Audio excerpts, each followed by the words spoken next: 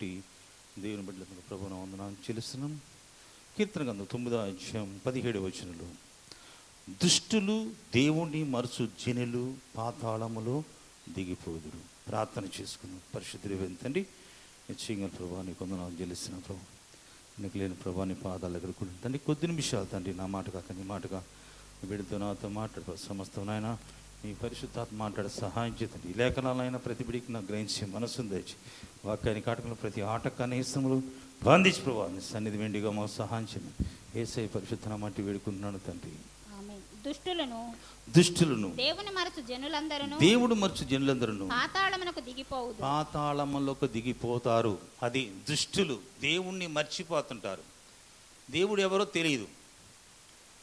ఈయన కూడా అందరిలాంటి ఒక దేవుడు అనుకుంటారు. చాలా పొరపాటు. కానీ పరిస్థితులకు భయపడతారు. కొంతమంది ఆ పరిస్థితులను బట్టి దేవుని విడిచిపెట్టి లోకంలో కలిసిపోయేవారు ఎందరో ఉన్నారు. వీరంతా మర్చిపోతారు, దేవుడిని మర్చిపోతారు. కాబట్టి సృష్టికర్తను మర్చిపోయి సృష్టాన్ని సేవించారు వాళ్ళు. దుష్టుల్ని దుర్మార్గుల్ని నరహంతకుల్ని నీతిమంతులుగా చేయాలని దేవుడు వస్తే వారు వారికి భయపడి శత్రువుకు భయపడి దేవుడిని మర్చిపోతున్నారు. అలాంటి దినాల్లో మనం ఉన్నాం. మిమ్మల్ని చంపు ప్రతివాడు దేవుడికి సేవ చేసే కాలంలో ఉన్నాం మనం. కాబట్టి దుష్టులుగా మనం జీవించొద్దు. యేసు ప్రభు దుష్టుల్ని బాగు చేయడానికి వచ్చింది. దొంగల్ని, వ్యభిచారులు, తాగుబోతులు, విగ్రహారాధనని మరి చేతబడి చేసేవాడు ఇలాంటి వారందరినీ బాగు చేసి ఒక శ్రేష్టమైన బిడ్డలుగా చేయాలని దేవుడు ఆయన మన కోసం తన ప్రాణం పెట్టాడు. కాబట్టి ఎవరు దుష్టులు ఒకసారి గమనించాలా. ఏ పరిస్థితిలో వాళ్ళు దేవుడిని మర్చిపోతారంటే చూడండి, యెషయా గ్రంథం 51:13 వచనంలో అక్కడ స్పష్టంగా చెప్తున్నాడు ప్రభు. 51:13 యెషయా గ్రంథం. స్తోత్రం. బాధ పెట్టువాడు నాశనం చేయుటకు సిద్ధపడినప్పుడు వాని క్రోధమును బట్టి నిత్యం భయపడుచు ఆకాశములను వ్యాపింపజేసి భూమి పునాదులను వేసిన యెహోవాను నీ సృష్టికర్త అయిన యెహోవాను మరచిపోతావా? బాధ పెట్టు వాని క్రోధము ఏమాయను? కృంగబడిన వాడు త్వరగా విడుదల పొందుతాడు దేవుడు. అయితే ఇప్పుడు మనం నిరీక్షణ గురించి విన్నాం. మంచిదే, నిరీక్షణ అనేది చాలా అవసరం క్రైస్తవుడికి. కాబట్టి బాధ పెడుతుంటాడు. ఎవడు బాధ పెడుతుంటాడు? దుష్టుడు బాధ పెడుతుంటాడు. వాడి పని అంతేంది? బాధ పెట్టడమే పని. ఎందుకంటే మళ్ళా నువ్వు వెనక్కి వస్తావని. ఈ బాధపడే కన్నా కూడా మేము వాడికి దాసులై ఉంటాం, ఎంతో మంచిది అట్లా అన్నవారు ఉన్నారు వాక్యంలో. వాడు బాధ పెడతాడు. ఎందుకంటే 10 అద్భుతాలు చేసి ప్రభు ఇశ్రాయేలుని విడిపిస్తే వారు చేరాల్సిన సమయానికి చేరిన తర్వాత వాళ్ళు ఆ మధ్యలో ఎర్ర సముద్రం అడ్డం వస్తే వారు ఏమంటున్నారంటే, ఒక మాట మీరు గమనించండి. 10 అద్భుతాలు వాళ్ళు చూశారు. ఎర్ర సముద్రము చీల్చక మునుపు ఐగుప్తు దేశంలో ఉండి ఎలాంటి అద్భుతం చేశాడు? ఈ ఐగుప్తు దేశంలో 3 దినాల చీకటి ఉంది, వీళ్ళకి మాత్రం వెలుగుంది. ఇక్కడ అనేకమైన తెగుళ్ళు ఐగుప్తుల మీద కుమ్మరించాడు, వీళ్ళకి మాత్రం ఏ హాని లేకుండా ప్రతి తొలుసూరు సంతతిని దేవుడు హతం చేసి వీళ్ళని నడిపిస్తే వీళ్ళు కొంచెం బాధ వచ్చిందంటే శత్రువు వస్తున్నాడు. ఎందుకంటే నిర్గమకాండము 14వ అధ్యాయంలో 10వ వచనంలో శత్రువు వెనక వస్తున్నాడు. అయితే వీళ్ళనే మాటింది, ఫరో సమీపించుచుండగా ఇశ్రాయేలీయులు కన్నులెత్తి ఐగుప్తులు తమ వెనుక వచ్చుట చూచి మిక్కిలి భయపడి యెహోవాకు మొరపెట్టిరి. అంతటా వారు మోషేను చూచి ఐగుప్తులో సమాధులు లేవని ఈ అరణ్యంలో చచ్చుటకు మమ్మల్ని రప్పించితివా? మనం కూడా అట్ట అన్నామేమో అంటాం మామూలుగా. అంటే మొరపెట్టడం తప్పు కాదు, కానీ వాళ్ళు ఏం మాట్లాడుతున్నారు? నోటి మాటల వల్ల 10 అద్భుతాలు చూశారు వాళ్ళు. వాళ్ళేమే మామూలుగా ఊరకరాలా.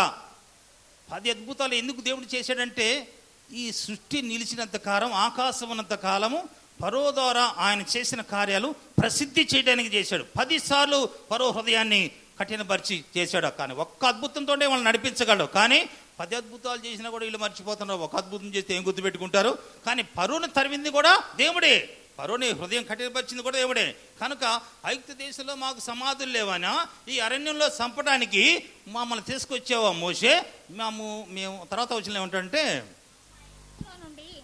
బయటికి రప్పించిన మమ్మల్ని ఇట్లా చేయనేలా, మా జోలి మాను, ఐగుప్తులకు దాసులు మగుదమని ఐగుప్తులో మేము నీతో చెప్పిన మాట ఇదే కదా. మేము ఈ అరణ్యంలో చచ్చుట కంటే ఐగుప్తులకు దాసుల మగుట ఏ మేలని చెప్పి. ఇది పరిస్థితి.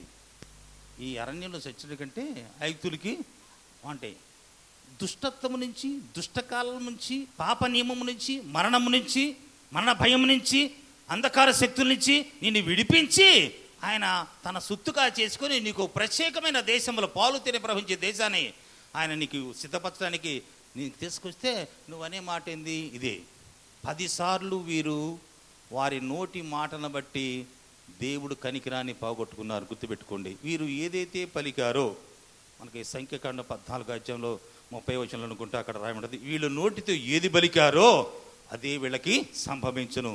వీళ్ళంతా కూడా అరణ్యంలో చనిపోతారు. నేను ఐగుప్తులోను అరణ్యంలోను చేసిన సూచక్రియలను నా మహిమను చూచిన ఈ మనుషులందరూ ఈ 10 మారులు నా మాట వినక 10 సార్లు నా మాట వినక నన్ను పరిశోధించారు. కాగా వారి పితరులు ప్రమాణపూర్వకముగా నేనిచ్చిన దేశమును వారు చూడనే చూడరు. నన్ను అలక్ష్యం చేసిన వారిలో ఎవ్వరునూ దాన్ని చూడరు. అయిపోయిన వారి నోటితో పలికిన ప్రతి మాట ఏం మాట్లాడుతుందంటే, వచ్చినప్పుడు మనం కూడా అట్లా అంటుంటాం ఒక్కోసారి, చచ్చిపోతే పోద్ది అని. కనుక వీళ్ళు ఏమంటున్నారు? సమాధులని పలికారు. దేవుడి కార్యాలు చూశారు వీళ్ళు. దేవుడు ప్రత్యక్షంగా చూశాడు. ఇంకా నీకు దేవుడు కనపడలా, ఇప్పుడు నీకు దేవుడు కనపడలా, కానీ వాళ్ళు చూశారు. పగల అగ్నిలో ఉంటూ చూశారు, రాత్రి పగల మేఘంలో ఉంటూ చూశారు, రాత్రి అగ్నిస్తంభంగా ఉంటూ చూశారు. దేవుడు వాళ్ళ ముందు నడుస్తున్నాడు. ఆ మేఘం కదిలినప్పుడు వీళ్ళ ప్రయాణం కదిలిద్ది. వీళ్ళు నిద్రపోతుంటారు. అగ్నిస్తంభంలాగా దేవుడు వాళ్ళ మధ్యలో వెలిగిస్తుంటే వీళ్ళు ప్రశాంతంగా నిద్రపోతున్నారు.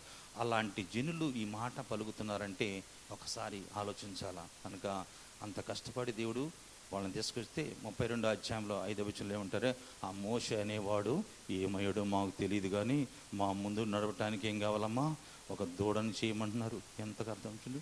యేసుప్రభు వాళ్ళకి చెప్పి పిచ్చాడు, ఐగుప్తు దేశంలో నుంచి బంగారం వాళ్ళు ఇస్తారు, మీరు 2 సంవత్సరాల నుంచి దాస్యం చేసుకున్నారు కాబట్టి వాళ్ళు వచ్చే బంగారం మీరు తీసుకోండి, మీ పిల్లకాయలకు పెట్టుకోండి, అవసరానికి ఉపయోగించుకుని అంటే వీళ్ళు ఏం చేశారు?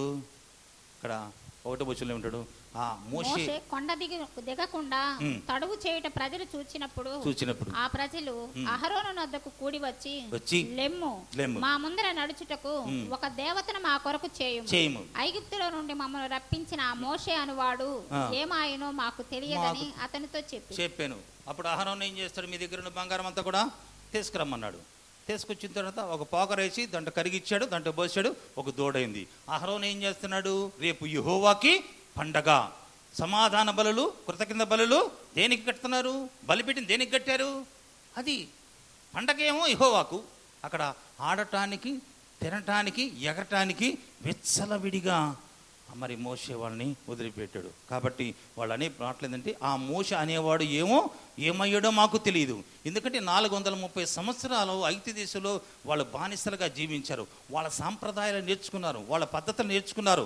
వీరికి కొన్ని మాటలు దయచేయి ప్రభా, నీ జనాంగం ప్రత్యేకంగా ఉండాలి కదా అని దేవుడి సన్నిధిలో మోషే వేడుకొని ఆయన 40 దినాల అన్నపానములు మాని ఆయన సన్నిధిలో ఉన్నప్పుడు దేవుడు వాక్కు విడుదలైంది. అగ్ని వేలుతోటి ఆ బండ మీద రాస్తున్నాడు, నేను తప్ప వేరొక దేవుడు నీకుండకూడదు, భూమి ఎందు కానీ ఆకాశం అందు కానీ దేని స్వరూపం చేసుకోనకూడదు, నీళ్ళ కింద భూమి మీద దేని స్వరూపం చేసుకోకూడదు, దొంగతనము చేయకూడదు, వ్యభిచరించకూడదు, అబద్ధ సాక్ష్యం చెప్పకూడదు, నీ తల్లిదండ్రులు సన్మానించము.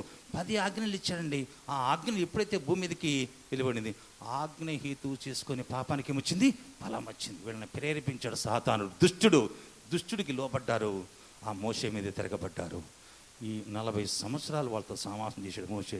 కనుక వాళ్ళు ఏమంటున్నారు? ఆ మోషే అనేవాడు ఏమయ్యడో మాకు తెలియదు అని అంటున్నారు. మా ముందు నడవటానికి ఒక దేవతను చేయమంటే వీళ్ళు కన్నులా చూసి కూడా దేవుణ్ణి ఏమంటున్నారు?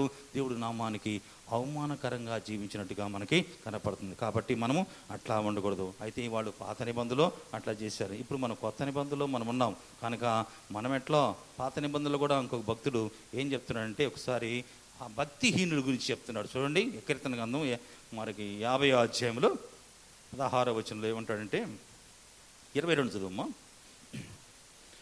50వ అధ్యాయం 22. దేవుని మరచువారులారా దీన్ని యోచించుకొనుడి, లేని ఎడల నేను మిమ్మల్ని చీల్చివేస్తాను, తప్పించువాడెవడనూ లేకపోవును. చూసారా? దేవుని మరచువారులారా ఎందుకు మరుస్తున్నారు? మనం కూడా చాలా సార్లు దేవుడు వాక్యం వింటాం. యేసు ప్రభువులో అందరం ఒక శరీరం అనే సంగతి మర్చిపోతున్నాము. ప్రేమించాలన్న సంగతి మర్చిపోతున్నాము, దేవుడికి సంపూర్ణంగా లోబడాలని మర్చిపోతున్నాము. కనుక మనము కూడా అనేక సార్లు దేవుడి మాటలు వింటున్నాం, కానీ దేవుడిని మర్చిపోతున్నాం. ఎందుకు? ఎవరి గురించి చెప్పాడైనా? భక్తిహీనుల గురించి స్పష్టంగా చెప్పాడు. 16వ వచనం, భక్తిహీనులతో దేవుడు ఇట్లా సెలవిస్తున్నాడు, నా కట్టడలు వివరించుట నీకేమి పని? నా నిబంధన నీ నోట వచించినవేమి? దిద్దుబాటు నీకు అసహ్యం కదా. నీవు నాకు మాటలను నీ వెనక త్రోసివేస్తున్నావు. నీవు దొంగను చూచినప్పుడు వానితో ఏకీభవిస్తున్నావు. వ్యభిచారులతో నీవు సాంగత్యం చేస్తున్నావు. కీడు చేయవలనని నోరు తెరుస్తున్నావు. నీ నాలుక కపటం కల్పిస్తున్నది. నువ్వు కూర్చుండి నీ సహోదరుల మీద కొండెములు చెప్పుచున్నావు. నీ తల్లి కుమారుల మీద అపనిందలు మోపుతున్నావు. నీ విట్టి పనులు చేసినా సరే నేను మౌనంగా ఉంటిని. అందుకు నేను కేవలం నీ వంటి వాడవని నువ్వు అనుకుంటివి. అయితే ఈ కన్నుల ఎదుట ఈ సంగతులను నేను వరుసగా ఉంచి నేను గద్దిస్తా. దేవుణ్ణి మరుసువారా, జాగ్రత్త, చీల్చివేస్తా అన్నాడు పాత నిబంధనలో. ఇప్పుడైతే కనికరం గల దేవుడు కాబట్టి ఇంకా నా బిడ్డలు తెలుసుకుంటారని ఎంతగానో మరి ఆయన వెయిట్ చేస్తున్నాడు. కాబట్టి మనం దేవుడిని మర్చేవాళ్ళగా ఉన్నామా, లేకపోతే ఇంత గొప్ప రక్షణ మనం నిర్లక్ష్యం చేస్తే ఎట్లా తప్పించుకున్నాం? ఆ రక్షణ ఊరికే రాలా. నీ జీవితంలో, నా జీవితంలో 10 అద్భుతాలు చేస్తే ఆ రక్షణ వచ్చింది. వాళ్ళు పాలు తిని ప్రవహించే దేశానికి వాళ్ళు చూడలేకపోయారు. అరణ్యములోనే వాళ్ళు చనిపోయారు. కానీ దేవుడు అబ్రహాము, ఇస్సాకులు, యాకోబులకు ఇచ్చిన వాగ్దానాన్ని బట్టి వారి సంతత వారిని నడిపించాడే, కానీ వాళ్ళు మాత్రము చూడలేకపోయారు. ఇప్పుడైతే మనము కొన్ని విషయాల్లో మనం భక్తిహీనులుగా ఉంటున్నాం. అంటే నోటి మాటలను బట్టి భక్తిహీనులుగా ఉంటున్నాము, క్రియలను బట్టి కూడా మనము భక్తిహీనులుగా ఉంటున్నాము అని మనం తెలుసుకోవాలా. మనకు ఉన్నాడు కదా ఒక సహోదరుడు పేతురు, అందరూ విడిచిపెట్టినా నేను మాత్రం నిన్ను విడిచిపెట్టినాను. ప్రభు ఏమన్నాడు? ఈ రాత్రి కోడి కొయ్యకు మునుపు 3 సార్లు నన్ను నువ్వు వెరగనంటావు. లేదు ప్రభా, వీరందరూ కాదన్నా సరే నేను మాత్రం నీకోసం నా ప్రాణమైన ఇస్తాను. సరే. మత్తయి సువార్త 26:69 చదవండి. ఏమంటున్నాడు? ప్రభు చెప్పింది జరిగింది కానీ నువ్వు నేను చెప్పింది జరగదు. పేతురు వెలుపలి ముంగిట కూర్చుండి ఉండగా ఒక చిన్నది అతని యొద్దకు వచ్చి నీవును గలిలయుడు యేసుతో కూడా ఉంటివి కదా అని. అందుకతడు నేనుండలేదు, నీవు చెప్పు సంగతి నాకు తెలియదు అందరి ఎదుట నేను. 3.5 సంవత్సరం సమావేశం చేశాడు. యేసు ప్రభువు నాకు తెలియదంటే ఇంకేమని అలా. మనం కూడా దేవుణ్ణి ఎరగనట్టుగా ప్రవర్తిస్తున్నాం. అది ఆలోచించాలా. దేవుడు నమ్ముకున్నామని పేరే కానీ ఇక్కడేం సాధు జీవులుగా ఉంటాం, ఎంతో నెమ్మదిగా ఉంటాం, ఎంతో సాత్వికులుగా ఉంటాం, ఎంత మంచివారు, ఎంత వినయం కలిగారు. ఇంటికి పోయిన తర్వాత చూడాలి వాళ్ళ విశ్వరూపం ఎంత భయంకరంగా ఉంటుందంటే, వాళ్ళ కోపం వచ్చినప్పుడు అసలు రూపం బయటకు వస్తుంది. కనుక పేతుడు దేవుడు చెప్పాడు, అందరూ విడిచిపెట్టినా నేను విడిచిపెట్టిన అన్నాడు. ఈ రాత్రి నువ్వు నన్ను ఎరగనని 3 సార్లు చెప్పిన తర్వాతనే కోడి కోసిద్ది అని చెప్పాడు. ఒక అవకాశం ఇచ్చాడు పేతురికి. ఆ తర్వాత 3 సారి ఒక చిన్నది అడిగింది, తర్వాత 2 అడిగారు, వెంటనే కోడి కూసింది. అప్పుడు యేసు ప్రభు పేతురు వైపు జాలిగా దయగా చూశాడు. అప్పుడు పేతురు పశ్చాత్తాపడ్డాడు. అర్థం చేసుకొని పశ్చాత్తాపడి, ప్రభా నువ్వు చెప్పింది జరిగింది కానీ నా ఆలోచన వ్యర్థం, నేను ఎరగనన్నాను ప్రభా, ఇన్ని అద్భుతాలు చేసావు, ఇన్ని కార్యాలు చేసి కూడా నేను చూసి కూడా నీ ఎంబడి నువ్వెవరో నాకు తెలియదు అన్నాను చెప్పి ఎంత దౌర్భాగ్యుని ప్రభా అని చెప్పి దేవుడి దగ్గర పశ్చాత్తాపడి దేవుడి దగ్గర వేరుకున్నాడు. సరే, అంత మటుకు బాగానే ఉంది. అసలు వీళ్ళని దర్శించిన ఉద్దేశం ఏంటంటే, ఫస్ట్ పేతుర్ని ఆయన సముద్రం ఒడ్డున కలుసుకున్నప్పుడు అక్కడ చేపలు పడకపోతే వాళ్ళు దిగులుగా విచారంగా ఉంటే వారిని యేసు ప్రభు దోణి నాకు కాస్త ఇవ్వండి అని చెప్పి 1 గంట సేపు వాకింగ్ చెప్పిన తర్వాత ఆ తర్వాత మీరు కొంచెం లోతుకు వేసి చేపలు పట్టమన్నాడు. కనుక ప్రభువా తెల్లవాజులు పట్టాము కానీ అవి మాకు పడలేదు, అయినా నువ్వు చెప్పిన మాటను బట్టి నేను పడుతున్నా అని చెప్పి వేస్తే విస్తారమైన చేపలు పడ్డాయి. వేసింది వలలేమని ప్రభు చెప్తే 1 వల వేసాడు, ఆ వల నిండా చేపలు పడ్డాయి. చూసిన వారంతా కూడా విస్మయం పొందారు. బాగానే ఉంది. అప్పుడు పేతురు ఫస్ట్ స్టార్టింగ్ అనమాట. పేతుర్ని కలుసుకున్నప్పుడు పేతురు, అయ్యా నేను పాపాతుని, నన్ను క్షమించు ప్రభు అన్నప్పుడు భయపడబాకు, ఇక నుంచి నేను మనుషులు బట్టే జాలగా చేస్తాను. హల్లెలూయా. ఇది స్టార్టింగు, గుర్తుపెట్టుకోండి. తర్వాత ఆయన సిలువ వేయబడిన తర్వాత, పునరుత్థానుడు లేచిన తర్వాత పేతురు యోహాను సువార్తలో 21వ అధ్యాయంలో నేను చేపల పట్టడానికి వెళ్తున్నాను అన్నాడు. గుర్తుపెట్టుకోండి, ఎక్కడికి వెళ్తున్నామా? చేపల పట్టడానికి వెళ్తున్నాడు. కెప్టెన్ నువ్వు కూడా వెళ్తే మేము కూడా వస్తాను. అందరు పోయారు. అదే పరిస్థితి మళ్ళా మొదటి పరిస్థితి వచ్చింది. ఏంది? తెల్లవారుదులు పట్టారు చేపలు, ఒక్కటి కూడా పడలా. కానీ ప్రభు వాళ్ళని దర్శించి వాళ్ళ దగ్గరికి పోయి, పిల్లలారా ఏమన్నా ఉందా తినటానికి అంటే, ఏమీ లేదు ప్రభు అంటే, సరే కుడివైపున వాళ్ళు ఏమన్నాడు, 153 చేపలు పడ్డాయి. అప్పటికే ప్రభు రొట్టెలు చేపలు సిద్ధపరిచి చక్కగా వాళ్ళకి భోజనం పెట్టాడు. పెట్టి తిన్న తర్వాత అడుగుతున్నాడు, ఏమని? పేతురు, అందరికంటే నువ్వు నన్ను ఎక్కువగా ప్రేమిస్తున్నావా? నీకే తెలుసు ప్రభా. అంతకుముందు వారం క్రితం ఏమన్నాడమ్మా, ఆయన ఎవరో నాకు తెలియదు అన్నాడు.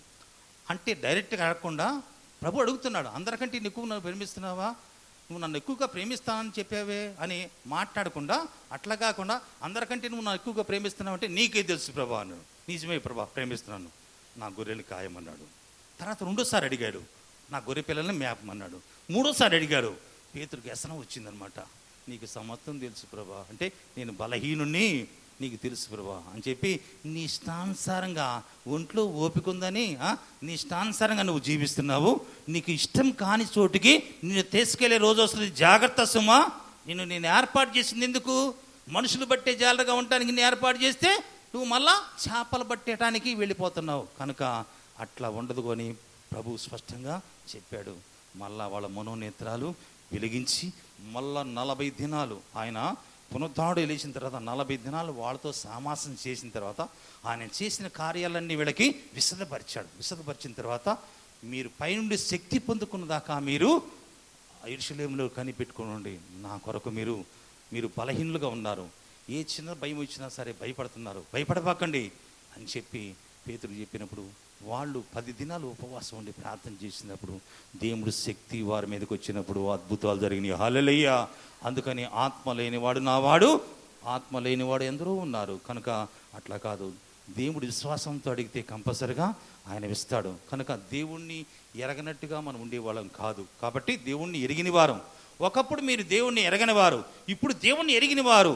బలహీనమైనవి, నిష్ప్రయోజనమైనవి మళ్ళా ఎందుకు చేస్తున్నారు? గలతీ పత్రిక చూడండి 4:8.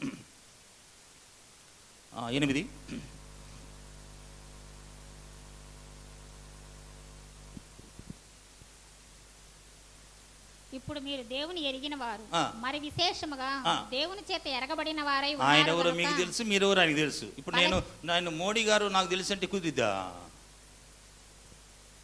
ఆయనకి నేను తెలియద్దు? ఈ దేవుడికి తెలుసు. నువ్వు మోకరించో తెలుసు, ఏం అడుగుతావో తెలుసు, నీకు అవసరం ఏది తెలుసు, ఆయన నువ్వేమి అడగబోతావో కూడా ఆయన తెలుసు. ఇప్పుడు మీరు అంతకుముందు దేవుణ్ణి ఎరగని వారు, ఇప్పుడు విశేషంగా దేవుణ్ణి ఎరిగిన వారు. బలహీనమైనవి, నిష్ప్రయోజనము అయిన మూల పాఠముల తట్టు మరలా తిరగనే, అది మూల పాఠాల తట్టు తిరిగి దేవుణ్ణి ఎరగనట్టుగా ప్రవర్తిస్తున్నారు కొంతమంది. వీళ్ళని ఏమనాలా? మూల పాఠాల తట్టు తిరిగి దినములు, మాసములు, ఉత్సవ కాలములు, సంవత్సరమును ఆచరిస్తూ మీ విషయమై నేను పడిన కష్టము వ్యర్థమైన పోనేమని మిమ్మల్ని గూర్చి భయపడుతున్నాడు. ఈ ఉత్సవ కాలం అవసరమా నీకు? దినములు, మాసములు, మంచి దినాలు, ఆషాఢ మాసం అత్త కోడలు ఒక ఇంటిని నడవకూడదు, అది వాళ్ళకి, నీకు కాదు, నీకు వర్తించదు. మాసాలు, శ్రావణ మాసం, ఆషాఢ మాసం, కార్తీక మాసం, ఈ మాసాలు నీకు అనవసరం. దినములు, మంచి దినాలు, ఏదన్నా చేయాలంటే మళ్ళీ ఆడకపోతున్నావు, నువ్వు ఆయన దగ్గర పోతున్నావు. ఎవరైనా పంతులు గారి దగ్గరికి అంతకుముందు పోయాం తెలియక. ఇప్పుడు నీకు దేవుడు జ్ఞానం ఇచ్చాడు, నీతిని ఇచ్చాడు, పరిశుద్ధిని ఇచ్చాడు, ఈ లోకం నుంచి అన్ని విషయాలు విమోచించాడు.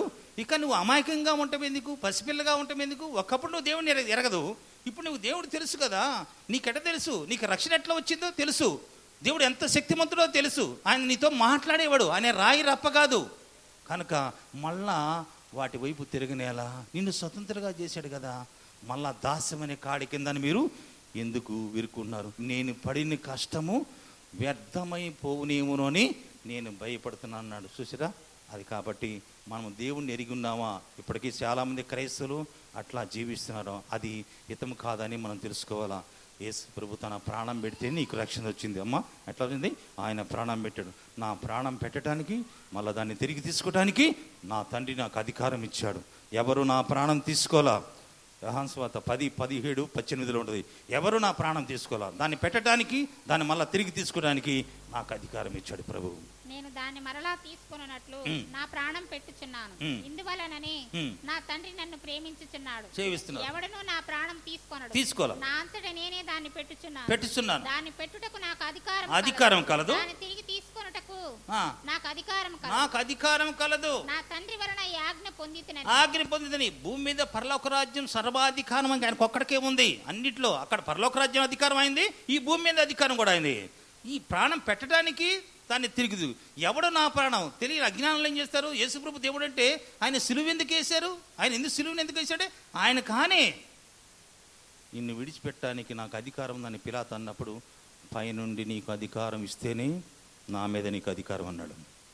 ఎవరిని వెతుకుతున్నారు మీరు అన్నప్పుడు, నజరేయుడైన యేసు అంటే నేనే అంటే వచ్చిన సైనికులు ఆ వాక్కు వినటంతో వెనక్కి జరిగి బోలపడ్డట్టుగా మనకు వాక్యలో రాయబడింది. కనుక అంత శక్తిమంతుడు తనకు తానే, నేనే మీకు కావాలనుకుంటే ఇదిగో నా ఎమ్మడున్న వాళ్ళని అందరిని వదిలిపెట్టండి, నేను మీకు సరెండర్ అవుతున్నాను. ఎందుకంటే తండ్రి నేను వచ్చింది ఇదే, నువ్వు నాకు చేయటానికి ఇచ్చిన పని నేను సంపూర్ణంగా నెరవేర్చి నామానికి నేను మహిమ.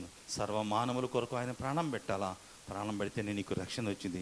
ఆ రక్షణ నువ్వు పొందుకున్న తర్వాత ఇంకా అజ్ఞానంగా జీవిస్తున్నావా అని మనం పరీక్షించుకోవాలా. జ్ఞానం ఇచ్చాడు నీకు, ఏది మంచి ఏది చెప్పని ఇచ్చాడు. కనుక నువ్వు అజ్ఞానంగా ఉండవు. ఒకప్పుడు అజ్ఞానంగా ఉన్నావు, ఇదే శాశ్వతమని అనుకుంటున్నావు. అపోస్తుడైన పౌలు కూడా అజ్ఞానంగా ఉన్నాడు. ఆయన మనోనేత్రాలు వెలిగించబడ్డాయి. పూర్వం హింసకుడు, దోషకుడు, హానికరమైన నన్ను తన పరిచర్యకి నమ్మకమైన వాడిగా ఇచ్చాడు. విశ్వసించు ఉన్నవారికి మాదిరిగా ఉండటానికి దేవుడు నన్ను ఏర్పడు. పాపుల కోసమే దేవుడు వచ్చాడు. ఎవరి కోసం వచ్చాడమ్మా? పాపుల కోసమే దేవుడు వచ్చాడని మనం తెలుసుకోవాలి. కాబట్టి ఒకప్పుడు అట్లా ఉండవు, కానీ ఇప్పుడు ఎట్లా ఉన్నావు? మన దేవుడిని గుర్తెరిగిన తర్వాత కూడా ఇంకా కొంతమంది ఈ ఆచారాల వల్ల చాలామంది మరి ప్రభుని ఎరగనబట్టుగా జీవిస్తున్నారు. ఏమీ మానుకోలేరండి వాళ్ళు. చూడండి, పేతురు అంటున్నాడు 1 పేతురు 1:18 వ్యర్థమైన మీ పితృపరపర ఆచారాల వల్ల మీరు విమోచించబడలేదు. అమూల్యమైన రక్తము, గొర్రె పిల్లంటే రక్తము, పితృపారపర్యమైన వ్యర్థ ప్రవర్తనను విడిచిపెట్టినట్లుగా వెండి బంగారముల వంటి క్షయ వస్తువుల చేత మీరు విమోచించబడలేదు, కానీ అమూల్యమైన రక్తము చేత అనగా నిర్దోషమును నిష్కళంకమునగు గొర్రె పిల్ల వంటి క్రీస్తు రక్తము చేత విమోచించబడతారని మీరు ఎరుగుదు కదా, మీకు తెలుసు కదా. ఎవరు పితృపారం ఆచారాలు మిమ్మల్ని విడిచిపెడతాయా అంటే ఒక పద్ధతి ఉంటుంది. కొన్ని కులాలకి రకరకాల పద్ధతులు ఉంటాయి. అవి కాదు, మేము ఆ ప్రాంతంలో చూసాం. తాంబూలలో పంచుకుంటాం. ఎట్లా? మీరైతే సహజంగా మామూలు పంచుకుంటారు, పసుపు రైతు రాస్తారు, మంచిదే. వాళ్ళు చాట్లో బియ్యం పోసి బియ్యంలో చెప్పులేసి ఆ చెప్పుల మీద వీళ్ళెక్కి తాంబూలం ఇవ్వాలంట. అది ఒక ఆచారం. అది ఎవరు చెప్పారు మీకు? వాళ్ళు ఎవరు పెద్దలు చెప్పారు. ఇట్లాంటి ఆచారాలు చాలా దగ్గర ఉన్నాయి. కనుక అవి విడిచిపెట్టబోయి చాలా భయంకరమైన పరిస్థితి.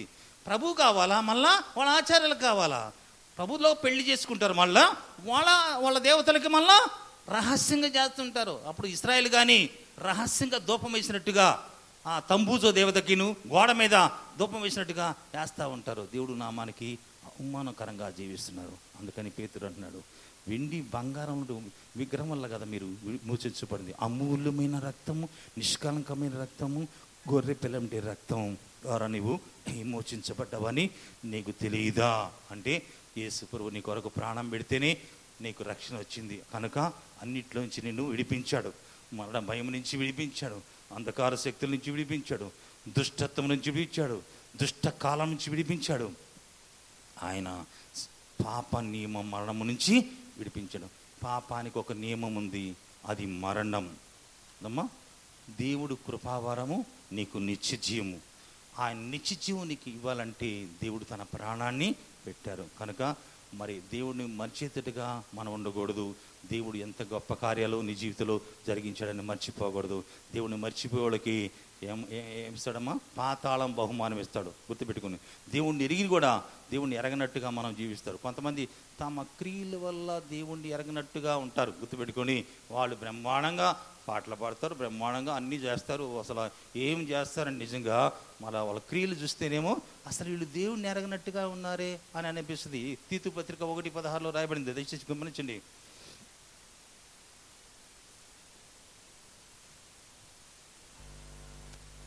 దేవుని ఎరుగుదమని వారు చెప్పుకొందురు గాని అసహ్యులు అవిధేయులను ప్రతి సత్కార్యము విషయము భ్రష్టులైన ఉండి తమ క్రియల వలన ఆయనను ఎరగమన్నట్టున్నారు. క్రియల వలన ఎరగనట్టున్నారు, నోటి మాటల వల్ల ఎరగనట్టున్నారు, వాళ్ళు చేసిన శాస్త్రాల వల్ల దేవుణ్ణి ఎరగనట్టుగా ఉన్నారు. మిమ్మల్ని బట్టే కదా సమస్య వస్తుంది, కాదంట్లో. యేసు ప్రభు చెప్పి లోకంలో నీకు శ్రమ అయినా ధైర్యంగా ఉండు, నా వైపు చూడు, నేను విడిపిస్తా అన్నాడు. కనుక క్రియల వల్ల వాళ్ళు దేవుణ్ణి ఎరుగమని చెప్పుకుంటారు, వాళ్ళు బ్రహ్మాండంగా చెప్పుకుంటారు. ఎన్నో సాక్ష్యాలు మనం వింటాం. మా తాతగారు బిషప్ అయితే నువ్వు మనవడివి, నిజమే, నువ్వు పోతావైంది. బిషప్ పోయాడు, ఆయన నిజమే. ఆయన బట్టి నీకు రక్షణ రాదు, నీ రక్షణ నీదే. భర్త రక్షణ భర్తదే, భార్య రక్షణ భార్యదే, పిల్లల రక్షణ పిల్లలదే. ఎవరైతే క్రీస్తు రక్తంలో కడగబడతారో వారికి రక్షణ ఇస్తాడు. అంతేగాని ఈ ఆచారాలు వాళ్ళ క్రియలు ఎట్లా ఉంటాయి అనమాట, చండాలంగా ఉంటుంది. ఏంటంటే వీళ్ళు దేవుడిని చెప్పుకుంటున్నారు కానీ వీళ్ళ క్రియలను చూస్తే దేవుడు వీళ్ళకి తెలియదు. బయట ఒక రకంగా లోపల రకంగా కాదు. అసలు నీవు దేవుణ్ణి ఎరిగావని గుర్తుందంటే నీవు ఒంటరిగా ఉన్నప్పుడు నువ్వేం చేస్తున్నావో అదే దేవుణ్ణి ఎరగటం అంటే. హల్లెలూయా. నువ్వు అంతేగాని జనములో ఉన్నప్పుడు ఒక రకంగా, ఒంటరిగా ఉన్నప్పుడు ఒక రకంగా అట్లా మనం ఉండకూడదు. అవునా? నేను ఎందుకు నీకు రక్షణ ఇచ్చాడు? జస్ట్ ఆయనతో సహవాసం చేయటానికే నీకు రక్షణ ఇచ్చాడు. నాకు రక్షణ ఎందుకు ఇచ్చాడు? ఆయనతో సహవాసం చేయటానికే. ఇంకా ఎందుకు ఇచ్చాడంటే ఆయనతో కాపురం చేయటానికే. గుర్తుపెట్టుకొని. కనుక నీ స్వభావం నా స్వభావం మారాలంటే, ఆయనలాగా మనం ఉండాలంటే ఆయనతో మనము సహవాసం చెయ్యాలా.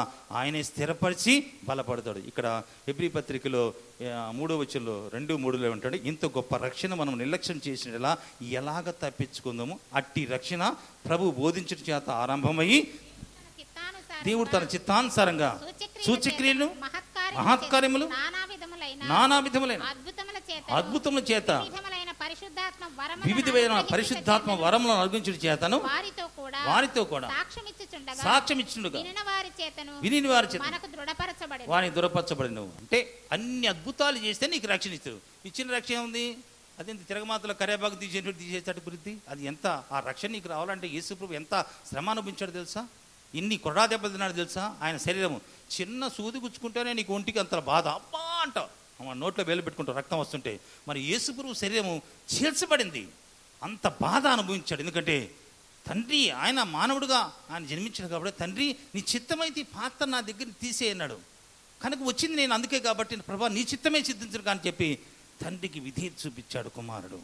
కాబట్టి అంత రక్షణ నీకు ఇస్తే నువ్వు నిర్లక్ష్యంగా ఉంటున్నావు. కనుక రేపేమి జరిగిందో తెలియదు.